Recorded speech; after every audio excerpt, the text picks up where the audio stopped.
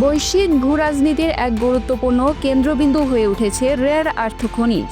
Electronic যানবাহন, উন্নত সামরিক সরঞ্জাম, স্যাটেলাইট প্রযুক্তি কিংবা আধুনিক ইলেকট্রনিক্স সব ক্ষেত্রেই অপরিহার্য এই খনিজ পদার্থ।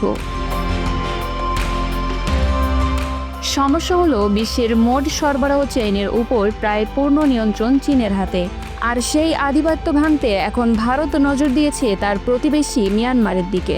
সম্প্রতি জানা গেছে, ভারতের খনিজ মন্ত্রণালয়, রাষ্ট্রীয় প্রতিষ্ঠান IREL এবং বেসরকারি কোম্পানি মিড ওয়েস্ট অ্যাডভান্সড ম্যাটেরিয়ালসকে নির্দেশ দিয়েছে মিয়ানমারের উত্তর পূর্বাঞ্চল থেকে রেয়ার আর্থ খনিজের নমুনা সংগ্রহ করতে। তবে বিষয়টি এত সরল নয়। ওই এলাকা নিয়ন্ত্রণ করে মিয়ানমারের সবচেয়ে শক্তিশালী বিদ্রোহী গোষ্ঠী কাচিন ইন্ডিপেন্ডেন্স আর্মি বা KIA। পুরো ভিডিওটি দেখতে কমেন্টসে পিন করা লিঙ্কটি ক্লিক করুন।